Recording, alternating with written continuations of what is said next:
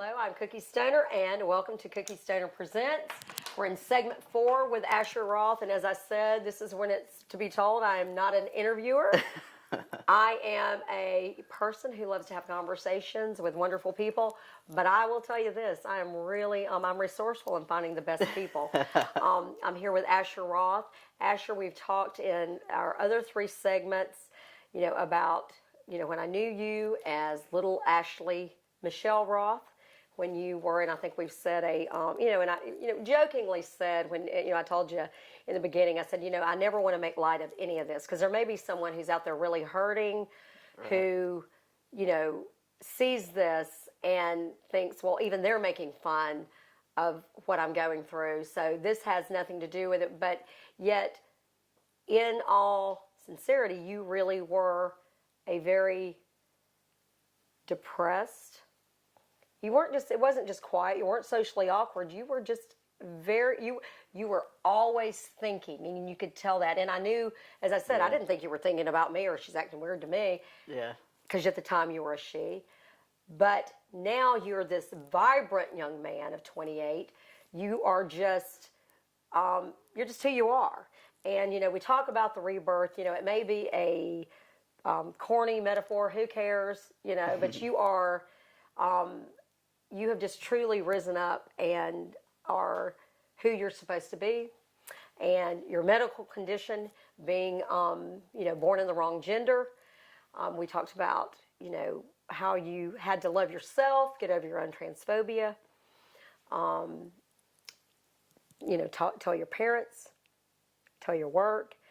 And now, how do you tell somebody, how do you get out into the dating scene? How do you do that? Because, you had a lot of, you were, in the dating scene before. Yeah. So, not that you were any player at all, but I'm just saying, how do you just get out? Because you're a very compassionate, kind person. How do you get out and find the kind of person you want? And then, of course, people want to know, I think it's still something I'm still trying to figure out how to navigate because, of course, you're going to have to be open and very transparent. And, it's made it a lot more difficult to find people that are open to dating somebody that's trans. And how would you identify yourself? And not, here's the thing. It's really no one's business, but since we're doing a coming out show and we're asking all this other stuff, and I think the only reason I want that is to discuss is people who don't understand or who try not to understand will jokingly and almost in a mean way go, well, do they like girls? Do they like guys? Are they this? Are they that? Let's say that, first of all, they're people with feelings. They didn't ask to be, you didn't ask to be born in the wrong. It's just like you said, you didn't ask to have somebody who had a bad liver or a bad, kidney. So let's have some compassion about that. And then also about your, sort of, what your sexual orientation or attraction would be. Right, because really your gender identity and your sexual orientation are 2 separate things. That's right. They are 2 separate things, people. Right. Yes, that's what a lot of people try to intertwine those. Right. And they're not at all. Yeah, I came out as a lesbian and knew that I was mainly attracted to women. And then after transitioning, it's still pretty much the same, so I would identify as, I say, mostly straight. So a straight male. Right. Because as we need to keep letting people know, let's follow this. Born a male, even though in the wrong body. So if you're born a male, then I'm attracted to women, then I'm a straight guy. Even though I know people all day long will be scoffing and spitting at it, but that's the truth in it. Right. If you're looking at the sociology behind sexuality, and you're talking about sexuality, that would be the true line of it, correct? Right. Right. But you also said that you are open now, not because you're going on this free-for-all, but because you're just open to love, obviously. Right. I say mostly straight just because I feel like anybody that is willing to date me would also have to be very open. Mm-hmm. And so I am very open to whatever. It's more about loving a person. And loving a person. Right. So you would identify as a straight male. So And we talked with Nancy Thomas, who is a licensed professional counselor out of Montgomery, and we talked a lot about that. Is that people also do scoff at people who are gender fluid, and of course you hear those terms now, and people scoff at you have those terms now. Well, you have them because it's not that everybody's decided to go out and have to be gay or have sex changes or to do all this. It's just that we're at least in a place where people can be who they're supposed to be, right? And the way God did make them. And there are people who who don't understand that, and perhaps they never will, and perhaps they don't want to. Right. But we're going to continue having the conversation to show a normal person who has. And I think it's important to say that it's all a spectrum. Yes. Everything's on a spectrum. Most people, almost everybody, is not 100% straight. Even gender identity is a spectrum at the same time. So you can be in between or sway one way more than the other, but it is all a spectrum.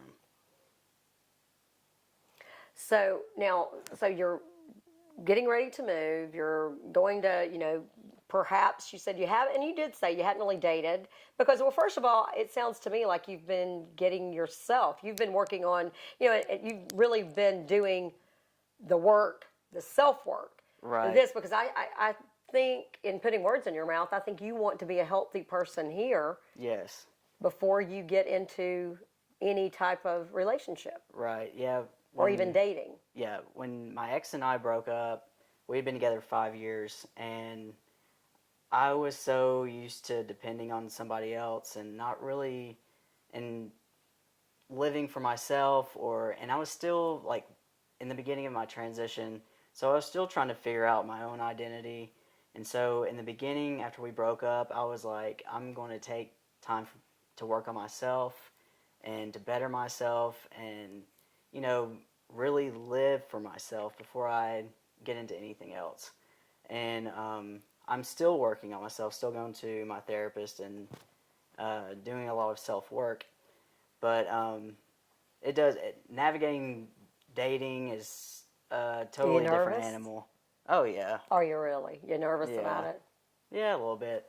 But at the same time, me being happy with who I am, I don't feel like I need to date or that I need somebody to be with because I'm happy with myself. And that's really the place I wanted to get to before I start dating. Because if you're happy with yourself, you'll probably attract just the right person. Yeah. Is that correct? Yeah. Wow. Well, can you think of anything else that you have been so, just so gracious and just so, I really appreciate, I appreciate everyone who has talked to us because there's so much pain. I think just from talking to you, have you had anyone be outwardly mean to you? Or that you not so much. Like being out on social media, I'll have an occasional somebody say something comment that's just totally ignorant. But as far as like the people that I involve myself with and like are around on a daily basis, I haven't had anybody spreading any hate or anything. Like everybody's been very accepting. Been very lucky in that matter. Good. Well, but I think that as you said earlier, when you love yourself, when you feel good about yourself, sometimes it's easier to allow someone else to just be wrong and be, ignorant, wrong, or whatever. Because when you feel so confident in doing and being who you are, you don't really have to worry about what they're thinking, do you? Right. Yeah. So you seem to have, to come to arrive. You have arrived? Yeah, I had to think about it. You have arrived at a very good place, but I think that you're still on this journey, and I think you're one that will continue to grow. And I'm very proud to be your friend. I really am. I'm just proud to be your friend. I think you can be nothing but a positive influence in anyone's life. We'll put those resources up. So the resources are Laura's Playground. That's probably the best one. Is there anything else you can think of? Not that I can think of offhand, but I can send you some more links. Okay. That you put up. Any links that we can do? Oh, do you want people to follow you? I mean, are you open on? Yeah. Sure, follow you on Instagram. Is it Asher _Roth. Asher underscore Roth. I always love the underscore. Asher underscore. Did we any of us ever know what an underscore was before, like, social media or Probably emails? not. Underscore, Asher underscore Roth. I love that. Okay. And you have to say it that way, Asher underscore Roth. I mean, I have to. I just have this thing about it.